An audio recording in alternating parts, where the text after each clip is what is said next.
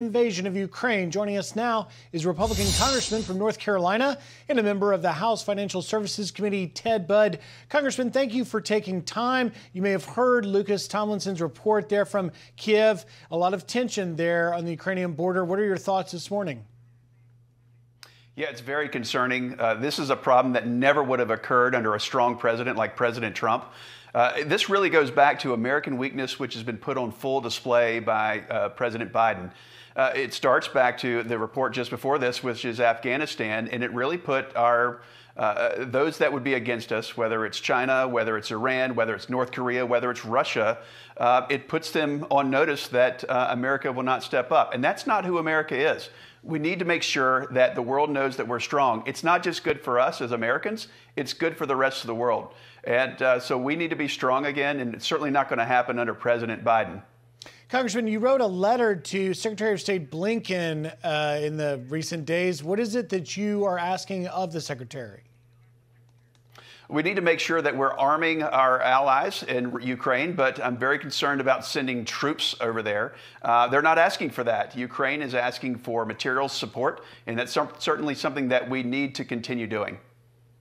And just as a sort of assessment of the administration's plan, do we need to be sort of united here in our approach before we cast aspersions in standing with the administration?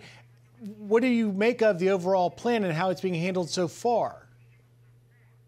Well, you're seeing a very chaotic plan, and you're seeing mismessaging from the administration, talking about terms like minor incursion. There is no minor incursion from one sovereign nation to another.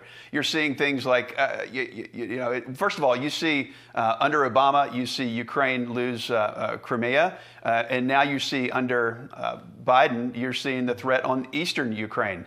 And so, again, we need to go back to an America strong, where these problems never began, Griff, in the first place. So it's really about what Biden is doing in regards to weakness. We need to be strong on sanctions.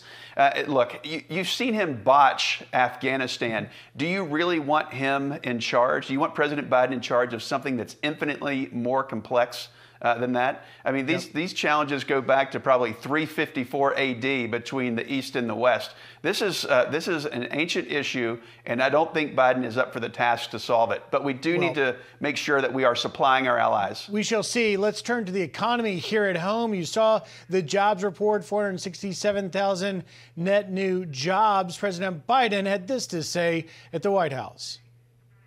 Historic economic progress. And I'm proud of the role the administration played in this economic plan has played in the recovery. And it didn't happen by chance. As a result of the economic plan I put into action on day one, when I said it's going to be Buy America. I'm delighted to keep it going and expand what we've done. Congressman, your reaction? Well, I would actually go back to the November and the December reports, which they've had to revise. So what's going on at the Labor Department under President Biden that makes them have to go back and actually change their numbers upwardly? Now it makes it even more suspect what we're seeing for the January reports. And it's not successful when you take people out of the workforce and say that's an improved number.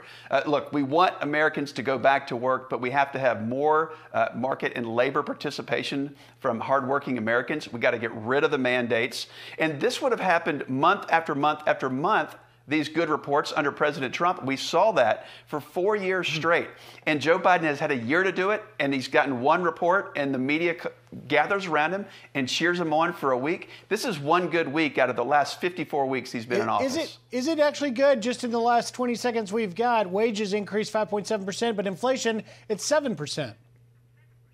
It's inflation is outrunning. People are coming up to me saying how much easier it is to carry $100 worth of groceries. And that's not good news. It's more expensive for Americans, and the wage increases that they're getting is not outpacing Joe Biden's inflation. Congressman Ted Budd, thank you very much for taking time. Have a great Saturday.